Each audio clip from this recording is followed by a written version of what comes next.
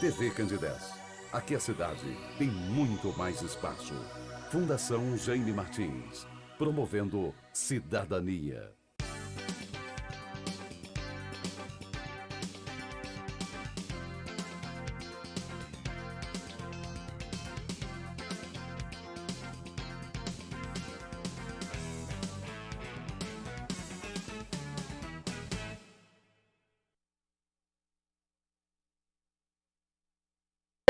Sejam todos muito bem-vindos aos nossos encontros aí de fim de tarde, trazendo assuntos de interesse para você, para a nossa comunidade, para Divinópolis e toda a região. E hoje é um programa em que a gente aborda um tema que precisa ser frequentemente falado, tratado e se oferecer uma possibilidade, porque as pessoas muitas vezes estão meio perdidas nesse mundo de correria e, claro, nosso tema é relacionado à saúde mental. Vocês já estão vendo aí na tela o nosso entrevistado da tarde de hoje, o Anderson Teixeira. Prazerão te receber aqui, psicólogo, e é um parceiro deste programa, desse espaço aberto, sempre trazendo aí algumas orientações, dicas, um bate-papo, né, na verdade, para a gente poder tentar ter uma vida melhor, uma vida mais saudável mentalmente. E esse tema, saúde mental, realmente entrou na pauta do dia, não é isso, Anderson? Boa tarde, Evandro, né? Boa tarde aos telespectadores que nos assistem. Sim, né? Entrou em pauta, sobretudo nesses últimos 2 anos, com o advento aí da pandemia. Essa pandemia que mudou a história da humanidade, né? A gente tem visto no consultório pessoas chegando cada dia mais angustiadas, né? Semana passada houve aí um bug com a internet, as pessoas ficaram sem internet, parecia que o mundo ia acabar, né? Isso refletiu lá para você? Reflete, né? As pessoas hoje têm atividades comerciais, né? Pessoas trabalham com rede social, marcam as sessões, às vezes, pelo telefone, pelo WhatsApp. Então, a gente percebe que nós nos tornamos vítimas, né, desse mundo digital. As pessoas cada dia mais ansiosas, mais conectadas. Então, estamos agora, nesse momento, estudando novos transtornos, né, novas atividades aí que estão surgindo com esse novo milênio. As Olimpíadas colocaram o assunto da questão da saúde mental na pauta esportiva mundial, quando uma atleta americana falou assim: olha, eu não tenho condição mental de competir. E aí muita gente criticou, é frescura, ela é atleta, ela vive em função disso, ela treina para isso. Só que essa semana, esse fim de semana mesmo, até ontem, eu acompanhei aí, a gente acompanha muito noticiário esportivo, muita gente falando do Neymar. O Tostão escreveu uma crônica muito bacana em que ele fala justamente isso, que o Neymar também já mostra assim, um processo de cansaço mental, ou seja, do mais simples aos mais famosos do mundo.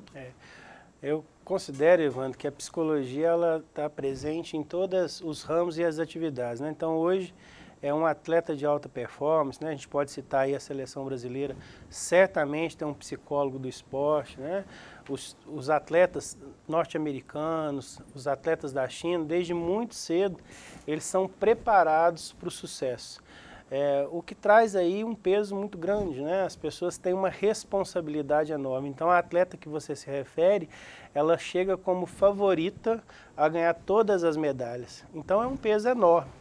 A pessoa é um ser humano e, como tal, é difícil lidar com a derrota. Então, a gente precisa entender que a psicologia não está só dentro dos consultórios, né? A psicologia está dentro das escolas, dentro das empresas, né? As empresas de médio e grande porte hoje têm aí o serviço de psicologia organizacional dentro da empresa, porque esse profissional ele vai começar a observar o dia a dia dos atletas, dos servidores, dos funcionários, né? Porque o que a gente começa a perceber? Que aquele atleta, tanto a norte-americana quanto no caso do Neymar, ele é a todo tempo julgado, ele é a todo tempo fotografado. Então, qualquer atitude que ele venha tomar tem um peso muito grande. Nós dois estamos aqui fazendo essa entrevista, a gente já se conhece há quase 20 anos, tenho certeza que alguém deve estar olhando e falando assim, olha, a pandemia engordou o Evandro Araújo e o Anderson, os dois estão mais gordinhos. Só que a gente não é atleta de alta performance. Né? Aquela atleta norte-americana, muito provavelmente, o peso dela é controlado diariamente. Ela não pode se alimentar, né? A gente sabe que tem questões, inclusive do ponto de vista hormonal, elas tomam remédio, porque elas não podem menstruar. Então, assim, ela é sempre trabalhada para a perfeição. E a perfeição não existe. Então, os atletas sofrem sim, e teve uma matéria há poucos dias falando que o atleta profissional, de cada 10 aí, a gente tem de 5 a 6 que por algum momento da vida vão ter depressão. Ali atrás daquele atleta, Evandro, tem uma família, tem várias pessoas que dependem dele, né? Então, às vezes a pessoa tem um alto salário, mas por trás desse profissional tem uma família, às vezes, enorme, né? Que ele vai fazer toda a despesa, enfim. Então, não é simples, as pessoas às vezes julgam, né? E eu acho que o julgamento é pesado em todas as esferas, seja ela no campo, né, do esporte, ou no campo político, ou no campo social. As pessoas julgam uma imagem, né? Eles julgam o Evandro, que é o entrevistador, mas o Evandro é pai, o Evandro é esposo, o Evandro é amigo, o Evandro torce para o Cruzeiro, né? Então, assim, nós somos seres humanos multifacetários, né? Nós temos várias dimensões. Eu escrevi um texto agora no Dia da Saúde Mental falando que a gente às vezes faz exame, check-up para olhar como é que está o corpo físico, né? Faz um hemograma, e aí o hemograma não dá nada, está tudo correto, né? A gente faz às vezes ali exame de imagem, um raio-x, uma ultrassonografia, está tudo certo. Mas a saúde mental, ela é imperceptível. Eu tenho pacientes que me dizem assim, eu estou extremamente triste, extremamente angustiado. E às vezes são pessoas economicamente estáveis, com uma família muito bem estruturada, mas ele consigo mesmo não está bem. Então, o famoso vazio por dentro. A gente chama isso de vazio existencial. Então, aquelas pessoas que agora nos assistem, né, eu sugiro que busquem um profissional, né, da psicologia, da psiquiatria. A gente é de uma geração, Evandro, que falar para ir no psicólogo ou no psiquiatra é palavrão, né? O homem não foi feito para chorar. A gente já escutou essa frase várias e várias vezes. O homem tem que pagar todas as contas, né? O homem tem que ser bem-sucedido. Tá vendo que a gente faz uma associação com o atleta? E às vezes a gente está de barba, a gente tira a barba, às vezes o cabelo começa a cair ou fica branco. Então a gente tem que saber lidar com essas mudanças. Você colocou uma questão que eu acho muito importante, que é essa de a pessoa faz ali o seu check-up laboratorial, de exames, o raio-x, a ultrassom, faz uma série de coisas, mas a saúde mental realmente a gente não vê. Quando que a pessoa precisa entender que ela precisa disso? Claro, eu vou aqui dar um exemplo muito simples, né, do nosso cotidiano. Aquela pessoa que começa a perceber que chega durante a noite, ela não consegue dormir e ela começa com um pensamento muito recorrente sobre o que ela vai fazer no dia seguinte, né? Aquela pessoa que tem uma dor no peito, uma taquicardia, ela sente uma sensação que está passando muito mal. Em alguns momentos, Evandro, a pessoa é inclusive levada ao hospital, chega no hospital, faz todos os exames e não identifica ali uma causa clínica, né? Isso aí é um transtorno de ansiedade, em alguns casos é um episódio de pânico e a pessoa tem a sensação que ela vai morrer. Então eu dirijo-me, né, às pessoas que agora estão nos assistindo e não deixo chegar nesse nível, né? Quando a pessoa começa a perceber que ela está extremamente cansada, nós viemos agora de um feriado prolongado, no Brasil, né, tem a padroeira do Brasil, então no dia 12 é feriado nacional, muitas pessoas também emendaram a segunda, então algumas pessoas ficaram sábado, domingo, segunda e terça, e hoje eu escutei de algumas pessoas, não, hoje está parecendo segunda-feira, né? O que eu escuto com essa frase? Que a pessoa não descansou, né? Hoje é quarta-feira, a pessoa ficou 4 dias longe das suas atividades e chega extremamente cansada. A gente trabalha na clínica uma síndrome que chama de burnout, né? Que vem do inglês de bateria. É como se a bateria, fazendo uma alusão ao celular, começasse da verde para amarela, da amarela para vermelha, e aí se você não põe o celular para carregar, o que acontece? Esse equipamento, né, ele vai desligar. E a bateria também vicia, né? Tem hora que ela nem pega carga mais, né? Exatamente, o ser humano nada mais é do que uma máquina extraordinária, né? E a gente às vezes cuida muito das peças periféricas, né? Dos braços, das pernas, do pulmão e esquece que o que faz com que o carro ande é a mente, né? É a cabeça. Então eu queria que as pessoas que nos assistem hoje perguntassem a si mesmas, né? Como está a minha saúde mental, né? Como eu me vejo daqui 2, 3 anos? O que eu gostaria de fazer? A gente está vindo de uma pandemia de praticamente 2 anos. Eu já vi no seu programa talvez aí uma dezena de vezes e hoje a gente está tendo a oportunidade pela distância de ficar sem a máscara. Mas a máscara virou quase um adereço, né? A gente hoje usa a máscara para estar em todos os espaços. Isso faz com que você não veja a fisionomia da pessoa. A pessoa quando tira a máscara, fala, não, mas a pessoa está diferente, né? Então, o mundo mudou, eu acredito que nesses 2 anos aí, nós estamos aprendendo a lidar com um novo normal, né? E nesse novo normal, você como um estudioso, né, que é um profissional, mas é um profissional que a gente conhece, sabe que você busca constantemente esse aprimoramento e é um mundo em efervescência, né? Todo dia tem novidade, todo dia as pessoas realmente estão, nós estamos passando por um processo muito grande de transformação. Como que as pessoas estão lidando? Tá? 2 anos aí de pandemia, de mudanças, um momento crítico do ano passado, desse começo de ano, as perdas, e aí fica aquela questão, vamos voltar ao normal, o novo normal, como é que está a criança nesse contexto, como é que está o idoso nesse contexto? Na verdade, você toca em 2 extremos, né, do ser humano.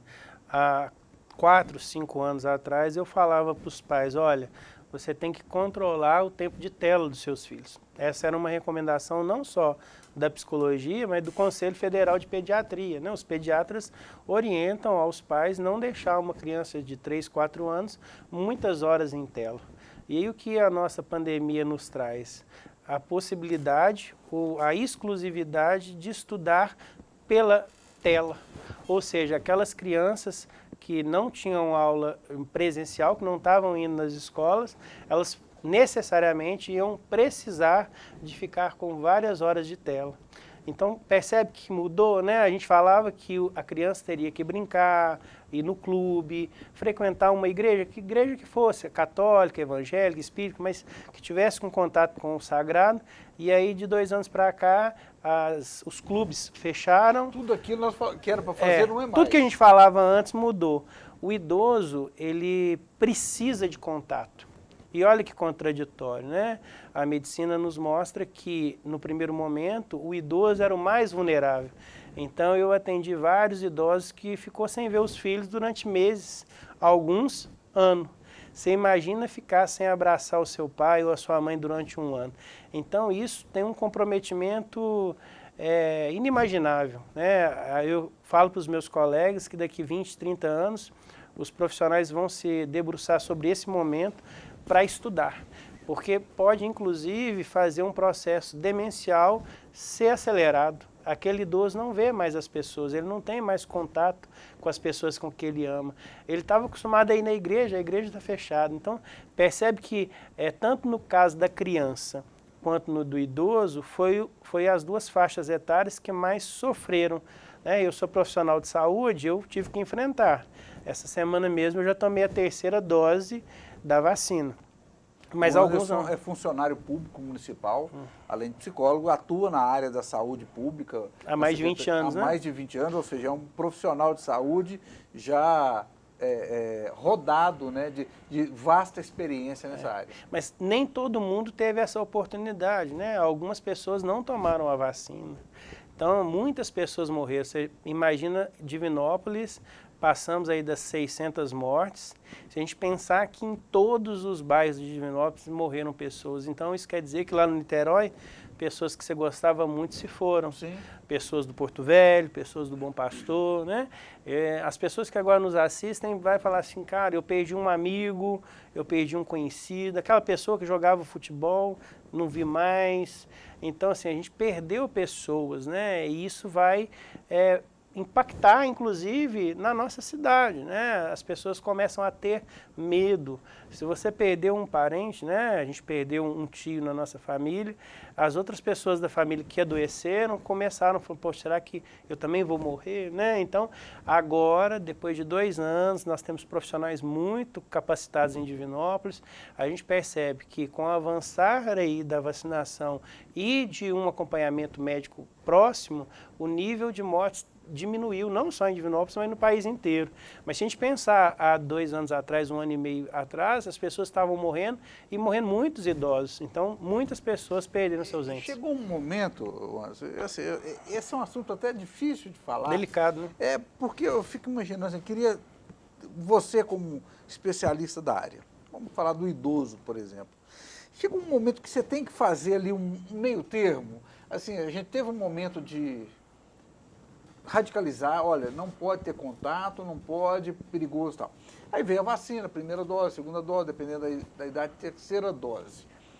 E excluiu essa pessoa de um convívio social que ela estava acostumada. Claro. Chega um momento que é preciso abrir mão, assim, tem que ter esse controle, mas privar a pessoa de tudo também não é tão danoso quanto... Na verdade, a gente chama isso de bom senso, né, Evandro?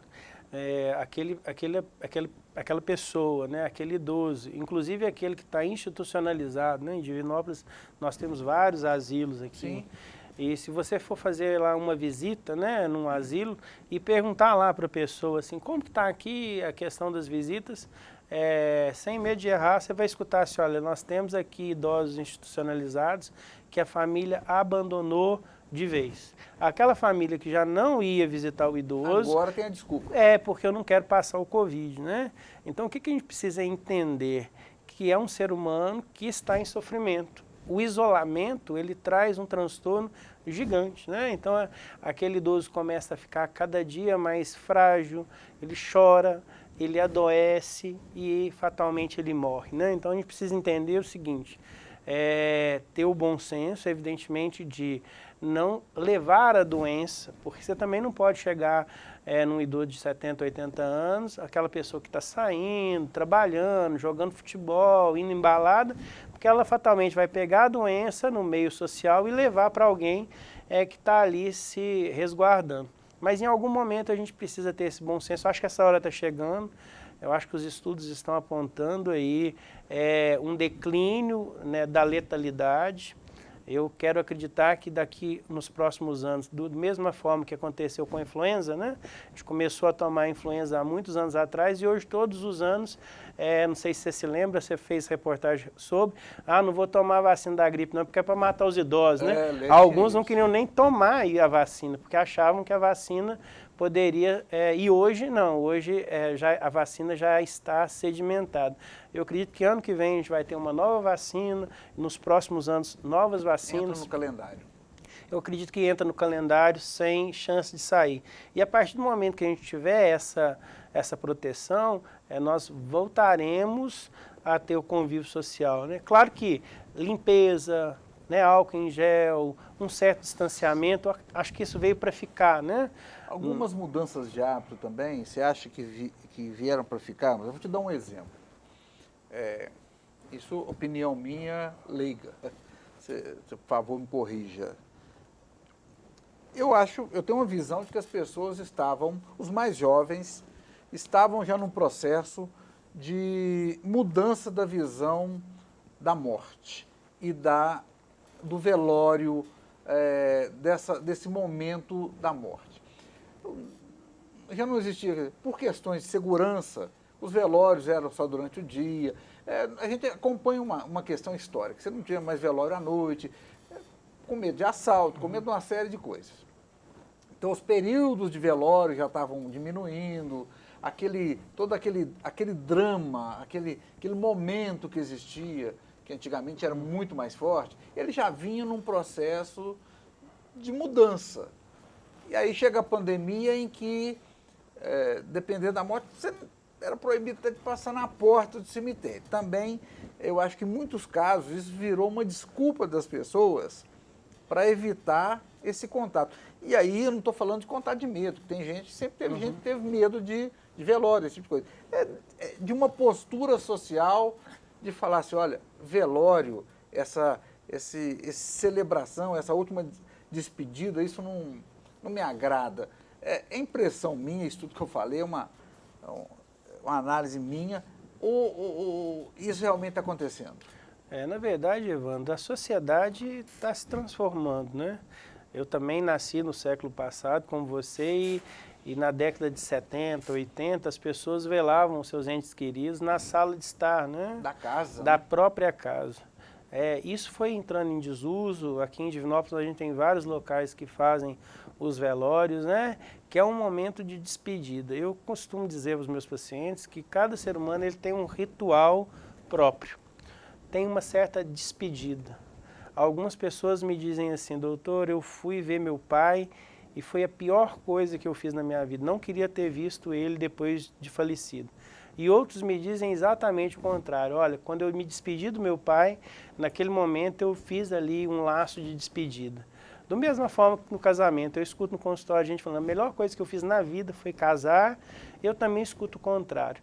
Então a gente deve respeitar aquela crença. Algumas pessoas fazem aí o processo de cremação, né? Sobretudo nas grandes metrópoles, não está tendo lugar para enterrar as pessoas mais.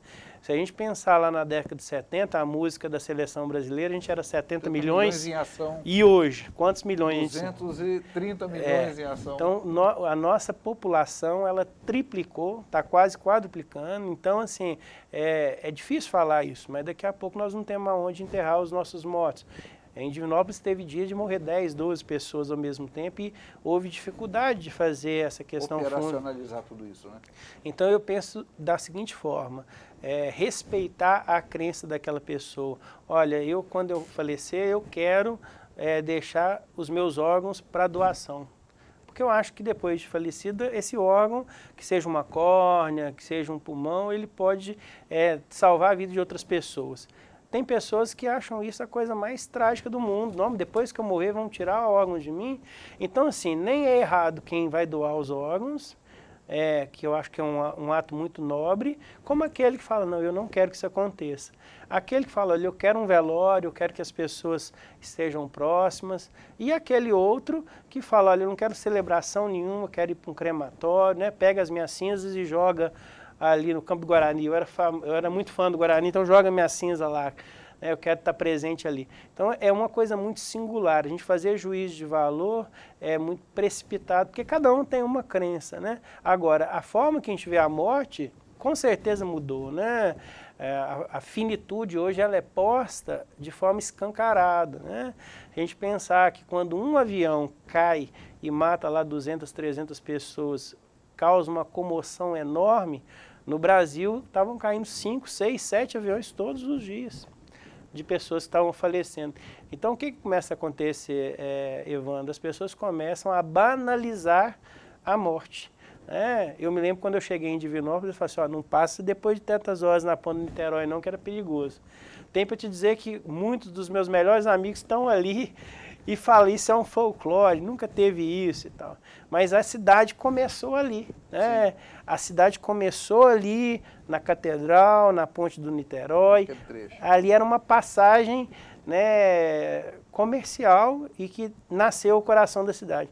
Você percebe que a gente fica cheio de lendas urbanas, né? Cercando, né? Cercando, né? E isso faz com que o imaginário social também costure essa questão do que pode, do que não pode, do que é certo, do que não é certo. Pra você ter uma ideia, se você pegar aí uma pintura renascentista, aquela mulher gordinha era tratada como a mulher mais bela.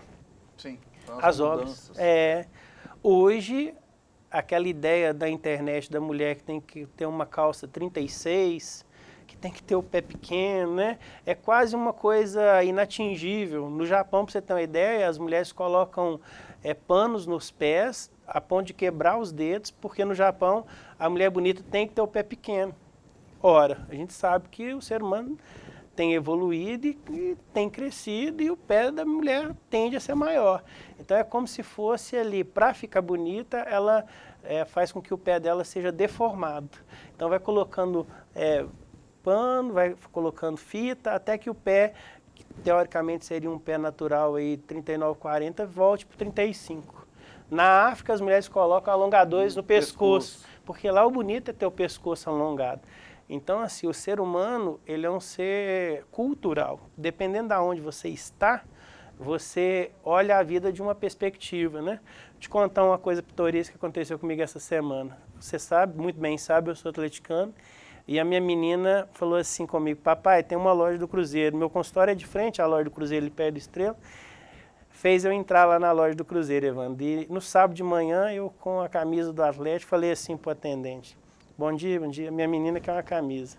Ele olhou, achou que era piada, achou que eu estava querendo, né? E aí minha menina ficou tão feliz com aquele ato, que ela pôs a camisa no sábado de manhã, sábado à noite ela ainda estava com a camisa. Eu falo com você como quebra de paradigma, né? E eu falei: filha, você está feliz? Papai, tô. O senhor ficou triste? Eu falei: alegre eu não fiquei, minha filha, mas a sua alegria me contempla. Estou dizendo isso que a gente não pode ter a ideia assim, eu nasci assim, vou morrer assim, né? Chamei de síndrome de Gabriela. Eu nasci assim, eu vivi assim. Cara, você tem que evoluir, né? E para que a gente quer fazer com que o outro pense do jeito que você pensa, né? Agora está muito chato, ou você é de direita, ou você é de esquerda, né? Ou você gosta do azul, ou você gosta do vermelho. Do rosa? Do rosa, tem alguns que gostam. E tem que respeitar o que gosta de rosa também. Mas eu digo o seguinte, o mundo está muito polarizado, né? E essa polarização faz com que as pessoas adoeçam, porque ela não se identifica. Peraí, eu não me identifico com isso, também não me identifico com aquilo, né? Então é importante que a gente observe que o mundo está transformando. E se minha menina quer usar a camisa do Cruzeiro, que vista. Você tocou nesse assunto que eu acho fundamental a gente explorar um pouquinho do programa para falar, Wanderson, que é esse mundo de hoje. O mundo está muito chato. Muito chato. Assim, melhorou para muitas coisas, piorou para outras, isso sempre vai acontecer, sempre aconteceu. Mas de uma maneira geral, hoje em dia, esse ficar se policiando o tempo todo, isso eu posso, isso eu não posso. Claro, não estou defendendo que a gente tenha que sair falando o que vem à cabeça, não. Existe limite, existe uma regra social, existe um manual da boa convivência, né? Existe o respeito que a gente tem que ter com as pessoas. Mas está muito mimimi. Assim, você não pode, você às vezes se recrimina por pensar alguma coisa. Nossa, eu não posso pensar isso. E isso gera reflexo no nosso dia a dia, não gera? Isso deixa a gente assim, muito estressado. Eu tive um professor que eu gostava muito, que ele fala que a internet deu voz a uma legião de imbecis, né? A gente tem intimidade, então se eu brincar com você assim, poxa, seu time está muito ruim, ou poxa, você não sei o que lá do Niterói, a gente tem uma intimidade naquilo e não tem nada ali pejorativo. Mas se alguém chegar e falar assim, olha, você foi sexista, ou você foi homofóbico, ou você está sendo racista, né? Então a gente percebe hoje que as pessoas pegam uma questão, por exemplo, a gente tinha aqui em Divinópolis um jogador de futebol muito bom, chamava ele de Pelezinho, lá de Icaraí, e ela não se incomodava de chamar ele de Pelezinho, não, acho que ele achava, ficava até envaidecido. Hoje talvez se a gente chamasse ele de Pelezinho, ou o neto dele jogando futebol, falou, poxa, não pode chamar ele de Pelezinho não, porque está errado, né? Nós temos sempre na escola aquele que era um pouco mais magro, um pouco mais gordo, a orelha assim, o assado, o nariz assim, assado, e aquilo fazia com que a gente, entre a gente mesmo, crescesse. Hoje existe um termo novo que a gente chama de cyberbullying, a gente fez até um programa só disso. Quando eu pego uma fotografia da sua menina e falo que assim, a menina é muito magra ou muito gorda e espalho isso de uma forma massificada, eu estou fazendo ali um prejuízo enorme para aquela criança. Porque aquilo vai ser distribuído em série, né? Eu costumo dizer para os meus amigos, ó, não manda para mim foto de acidente, que é horrível. Imagina para você ver, o cara manda um acidente que aconteceu em Cajuru ou em Ermido, ali é uma pessoa que você gosta, pode ser sua mãe, pode ser uma filha, né? tem uma questão até meio que perversa, né? Teve um acidente aqui no centro da cidade que viralizou, todo mundo mandando aquele acidente, gente deitada, gente ensanguentada, né? Então, para que a gente vai fazer isso? O que eu digo é o seguinte, existe um holofote, e esse holofote é colocado de uma forma perniciosa. Isso é complicado, né? Você está ali brincando com um, com outro, é uma coisa. A intensidade é diferente, né? Nós convivemos aí com coisas horríveis, né? Então a gente precisa entender o que é uma coisa de uma brincadeira legal e o que vira uma coisa ofensiva. Por exemplo, no Atlético e no Cruzeiro. Uma coisa é eu falar assim, o seu time está ruim, está na segunda divisão. Outra coisa é eu falar assim, todo cruzeirense é Maria. Aí eu estou fazendo uma associação do torcedor com um termo que teoricamente está associado à homossexualidade. Ou então eu falo, todo atleticano é franga. Aí eu não estou falando mais do time, aí é uma ofensa quase que pessoal, né? O Atlético já jogou a segunda divisão, o Cruzeiro está jogando agora, e daqui a pouco está tudo certo, tá todos aí na primeira. Mas a pessoa começa a ofender o outro num lugar mais sensível, que aí já não é o futebol mais, né? Então, extrapolou. Então, quando eu te digo que o mimimi passa a ser crime, quando eu falo assim, aquela mulher é muito feia, ela não merece ser estuprada. Talvez aquela frase pegou num detalhe, né? Às vezes, na hora da raiva, a pessoa falou uma coisa que depois pode até se arrepender de falar. Né? A diferença é que hoje está tudo gravado, está tudo registrado. Claro. As pessoas, assim, falavam isso antigamente, mas agora está público. A gente já tem uma certa intimidade, já vim várias vezes no seu programa, pode ser que algum colega psicólogo lá, o Anderson, estava batendo um papo, parecendo papo de resenha com o Evandro. A minha ideia, depois de muitos anos de formado, é pensar que a linguagem tem que ser acessível. Porque a pessoa que está lá no Amadeu Lacerda agora, vendo, assim, não, mas aquilo que ele falou lá, rapaz, não é de Vera? De Vera. Fala assim, eu tenho hora que eu estou achando que, você vê, tem essa terra boa aqui, tem galinha caipira, ovo e tal, mas nada está me agradando. Vou procurar o médico. Acho que posso estar com esse mal aí, que eles falaram lá. É muito melhor do que a gente, às vezes, usar aqui um vocabulário muito, né, sofisticado, com termos muito técnicos e tal, e que metade das pessoas, às vezes, vai falar assim, não, o que eles estão falando mesmo? Qual que é o assunto que eles estão falando? A gente está falando, por exemplo, de celular, disso tudo.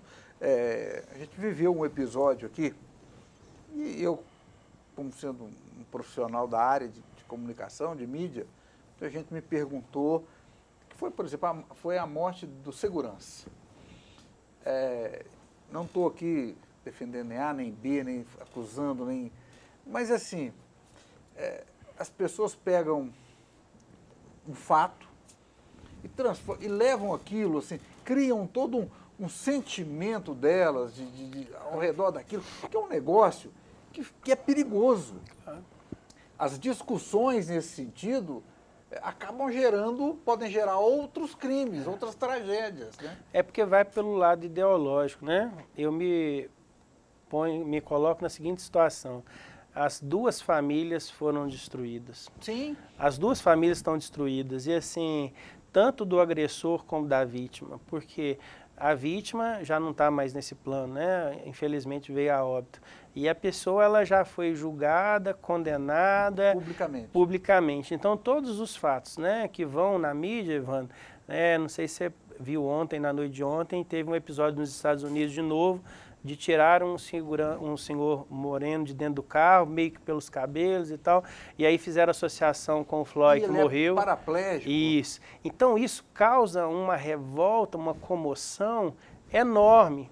Então, por exemplo, quando a gente coloca lá o rosto daquele policial, aquele policial, mesmo estando errado, e eu acho que a atitude dele foi errada, ele tem família, ele tem filho, ele tem mãe, ele tem casa, né?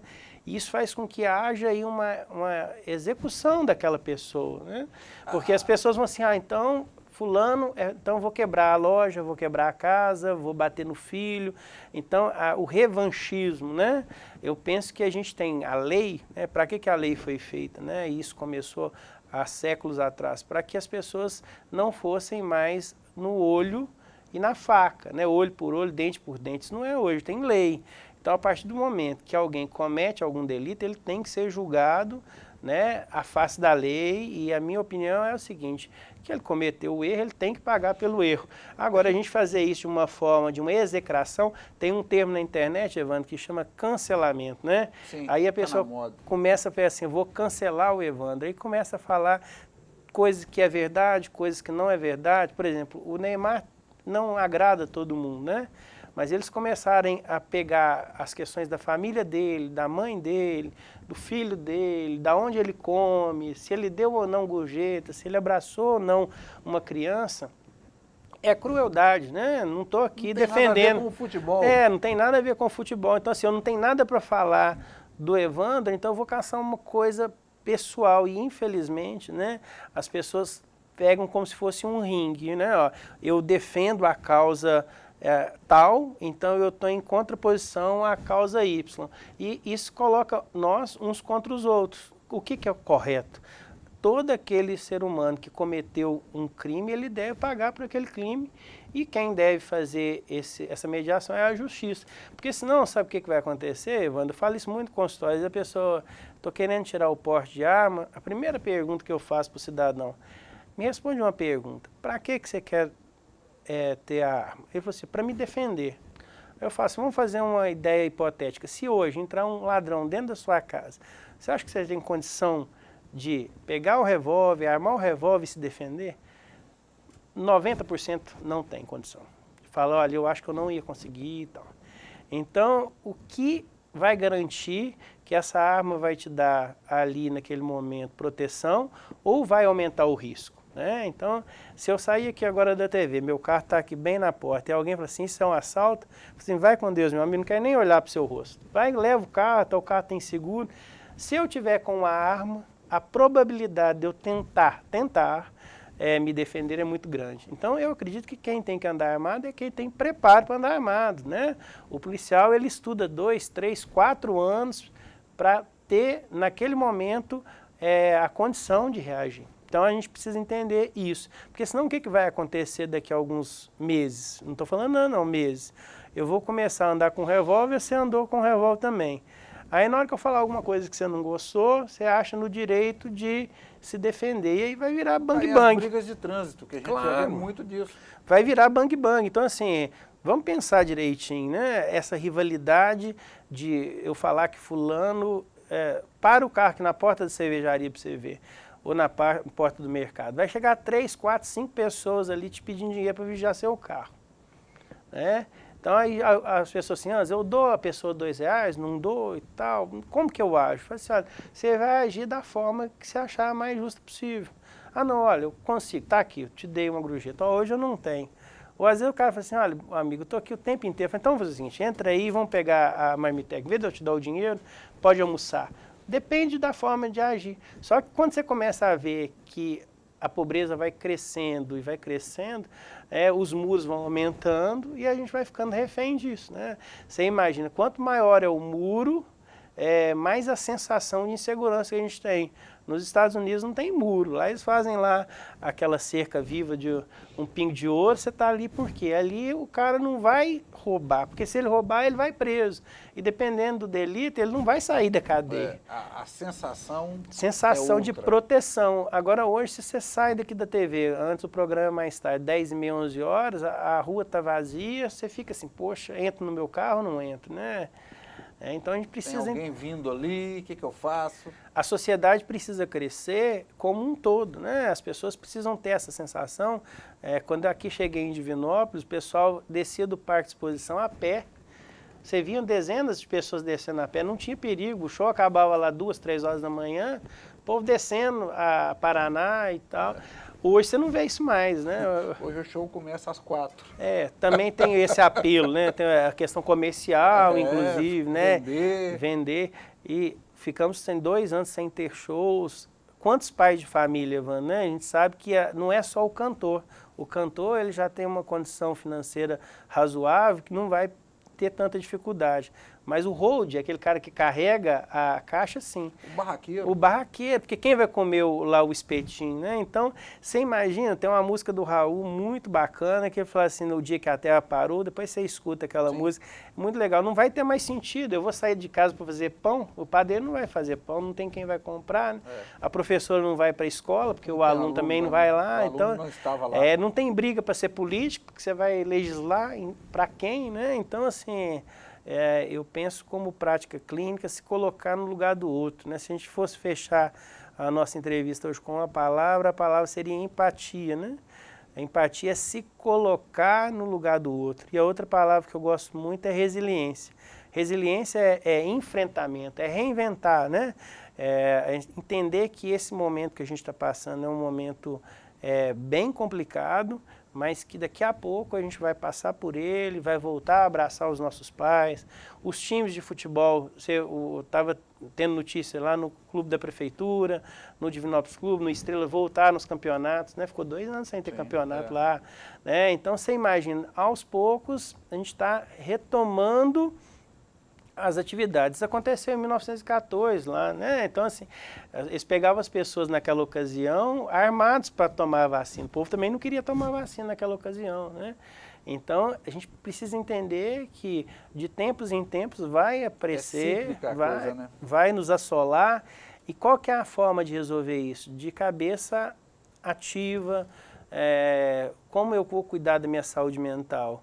Eu vou cuidar da minha saúde mental de vez em quando desligando o celular, indo com a família para um sítio, brincando com um cachorro, né? Ontem eu estava debaixo de um pé de amora com a minha menina, e minha menina falou assim, qual que pega, papai? Eu falei, que está mais escuro é a melhor.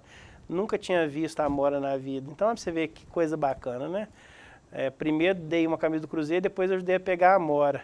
Então, assim, foi um final de semana atípico. Não, porque eu saio daqui agora, vou para o consultório, chego 9, 10 horas da noite, amanhã acordo, vou para o trabalho, almoço rapidinho, vou para o outro. Então, quando você tira esse momento, você me perguntando, isso é saúde mental. Saúde mental é você ter um momento com você mesmo, nesse momento que você não procure saber a hora, não precisa saber de telefone. Eu digo para os meus pacientes que as coisas mais gostosas que a gente faz, a gente não fotografa. A gente não tira foto, porque não dá tempo, né? Você está tão envolvido, né? Você lembra do cometa Halley? O cometa Halley vai passar. Se hoje o cometa passasse, ia estar todo mundo tirando foto do cometa e muito provavelmente poucas pessoas o viriam, né? Naquela hora a gente estava olhando para cima, sabendo que ia ser uma coisa que talvez você não veria de novo, né?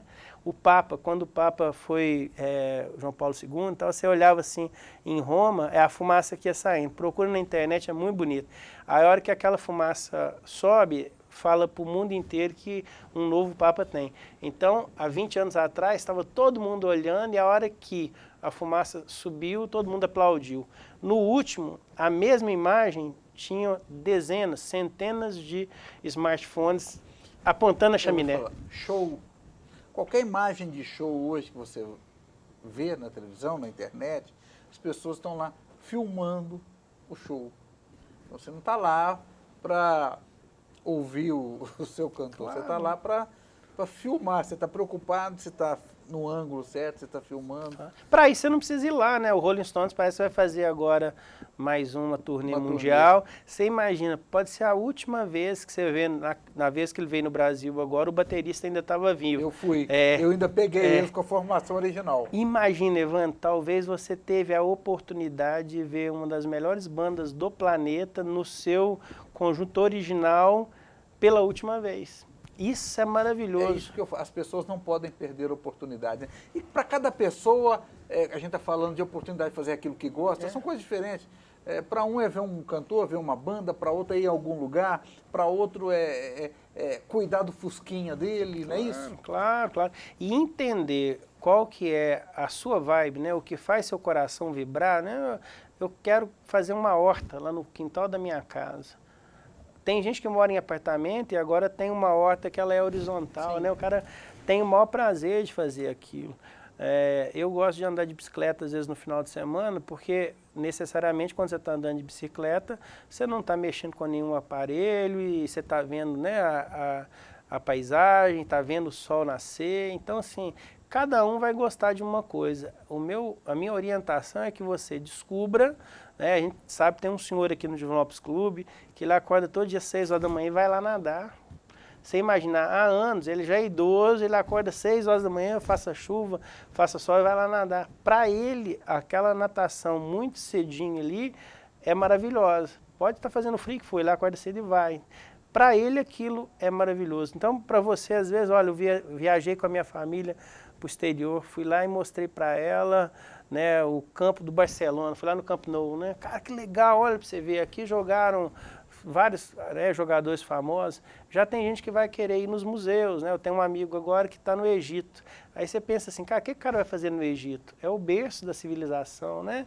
Então, o cara está lá visitando as pirâmides, né? Está lá na beira do Rio Nilo, ele está vendo ali coisas que a humanidade perpassou, tem coisa lá greco-romana, egípcia, então assim, a história do mundo está ali. Talvez para outra pessoa, assim, cara, eu vou lá no deserto ver camelo, não quero ver isso. Então, assim, não é o lugar que você vai, mas sim aquilo que faz, cara, isso me encanta, né?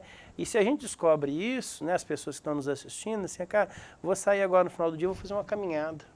Eu não consigo correr mais, mas eu consigo caminhar. Naquela hora ela tem uma sensação de bem-estar, ela vai muito provavelmente dormir melhor à noite, né? Do que se ela ficar em casa pensando nos problemas, né? Hoje, agora no dia 13, daqui a pouco é dia 20, o ano já termina, você imagina, né?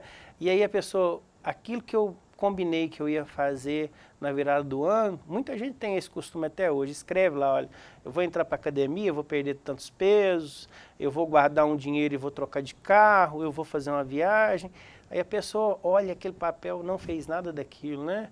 Então, vamos tentar criar metas, objetivos, e a partir do momento que você consegue atingir, isso é muito legal. Eu falo que a viagem, o mais bacana da viagem é programar a viagem. Cara, onde tem um restaurante? Cara, onde tem um restaurante bacana e tal?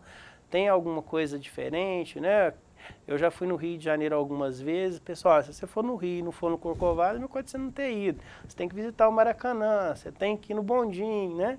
Você tem que ir lá na Lapa. A Lapa tem todo um charme. Então, é muito legal você planejar essas coisas, né? Porque isso faz o coração vibrar e eu acredito, né, que daqui a alguns meses a gente vai conseguir voltar a visitar os lugares. Tomara.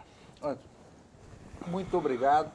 Quem quiser encontrá-lo, você está nas redes sociais? Estou, Evandro. Mas assim, eu queria te dizer que eu não estou aqui para agariar paciente. Graças Sim, a Deus já está... eu acho mas que assim, é seu compromisso isso. de falar. Eu digo que quando a gente está num programa como o seu, a gente está fazendo aí, retomando para a sociedade um pouco que a sociedade fez para mim. Sou um cara muito satisfeito, né? Eu já tenho meu emprego, um trabalho que eu gosto muito, já tenho meu consultório, graças a Deus meus pacientes já não tem mais como colocar mais ninguém. Então, assim, eu estou aqui para tentar levar um pouquinho de reflexão para as pessoas, né? E não de uma questão de autopromoção. Queria que as pessoas pensassem assim, cara, aquele bate-papo foi bom, eu vou marcar uma pescaria para mim. Se eu conseguir esse objetivo, e é por isso que eu venho aqui, né, uma vez por mês, uma vez a cada 2 meses, eu acho que aí a gente está atingindo o nosso objetivo, que é levar para as pessoas que nos assistem um pouco de acalento, né? Exatamente. As pessoas estão falando só de morte, de doença, então a ideia é que a gente fale de coisa boa, de coisa prazerosa, para que a gente sim consiga, né? E aí as pessoas buscando lá na internet, vai ver alguns vídeos, algumas aulas, algumas entrevistas, né? Espero que as pessoas consigam desfrutar de alguma coisa que seja positiva, né? É isso então. Espaço Aberto de hoje vai ficando por aqui. A gente se vê na sexta-feira, a partir das 5 da tarde. Para você, uma ótima noite e até lá.